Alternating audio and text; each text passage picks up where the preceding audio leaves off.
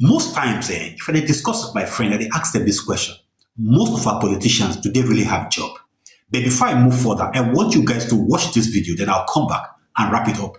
Successive political leaders in Nigeria, hardly majority of them cannot survive out of political office because almost everything they do, their children education, their health care, even as bad as their cable TV payments is being handled by government. You see someone that was having an excellent career as a medical doctor or as an engineer, becomes a senator, a governor, or a councillor, or local government chairman. The moment you get sucked into that, you get afflicted by that Nigerian dependency syndrome. And that is why you see a hitherto professional cannot even live out of office again. Yeah. And I've said in another forum, and I've written about this, there are two ailments that Nigerians need to deal with.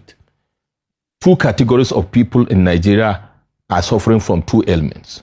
On one hand, the masses are suffering from an ailment that is called the dependency. Sorry, let me talk about the elites and the political class. They are suffering from dependency syndrome. Now we are talking psychology. Dependency syndrome is a situation whereby you see these political leaders, and that's why they don't want to leave. They are always going to the ruling party.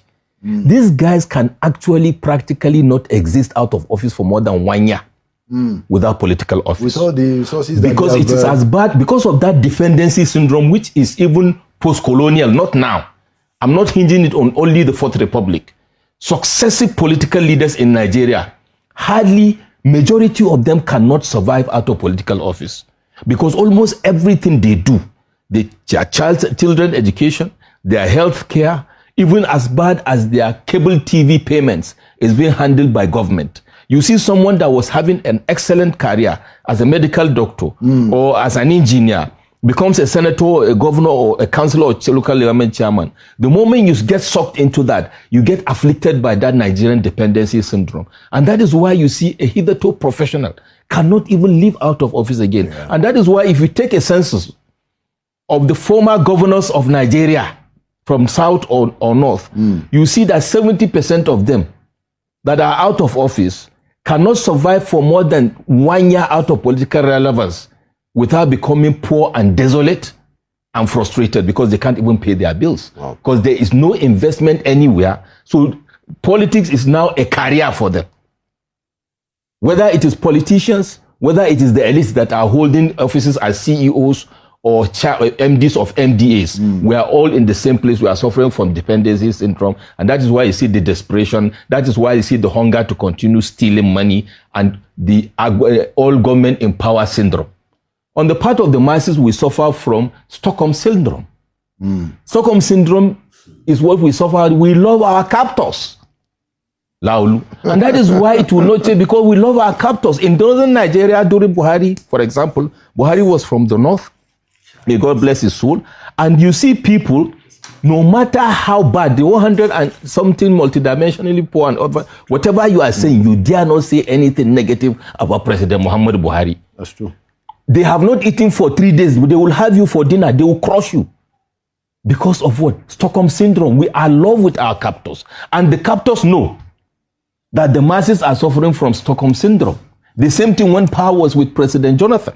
You dare not say anything negative, even when he's wrong. So the people now assume the position, the leaders assume that position of godlike position. They will never do wrong. You can never say negative. Even if you are from their region and you are trying to speak truth to power, you become a pariah.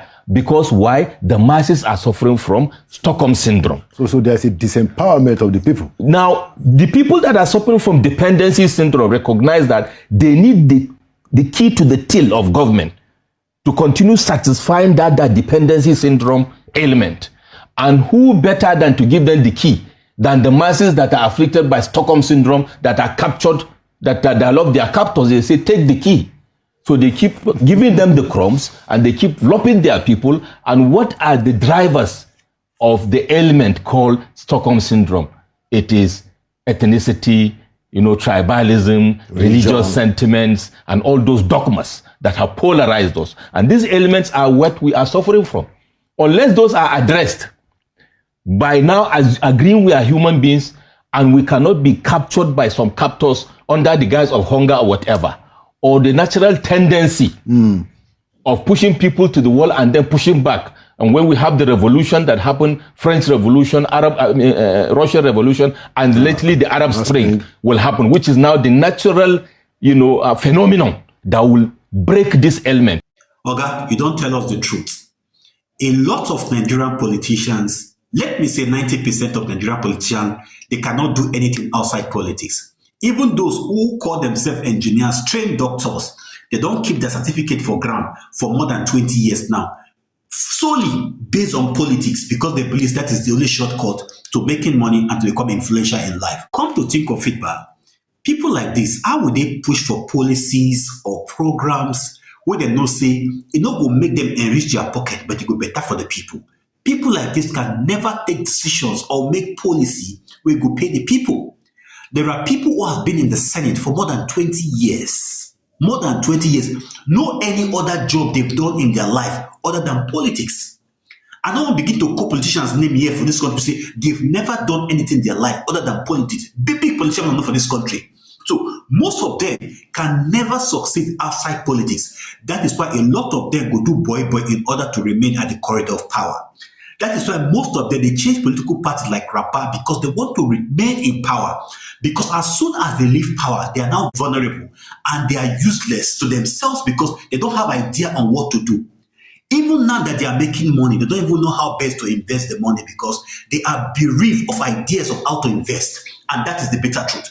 A lot of local government chairmen, a lot of ex-deputy governors, some governors also, most of them cannot succeed or survive outside the money of politics. So you begin to ask yourself, why will a governor who has served over the entire people of his state would debase themselves to come serve a senatorial district?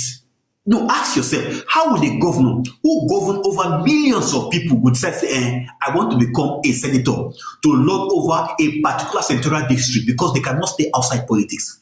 Are they the most better people or the best people in that society or that community? They are not, but they cannot live life outside politics. So people like this cannot make policies or programs going to help Nigeria to grow. Go to Great Britain, America, go to many parts of the world. They are politicians, they are just part-time politicians, but Nigeria take police as full-time job. So if they expect say this country go work, country cannot work. The country cannot work because our politicians are head-bent on stealing. They cannot survive without stealing, and that's why they will remain in power perpetually.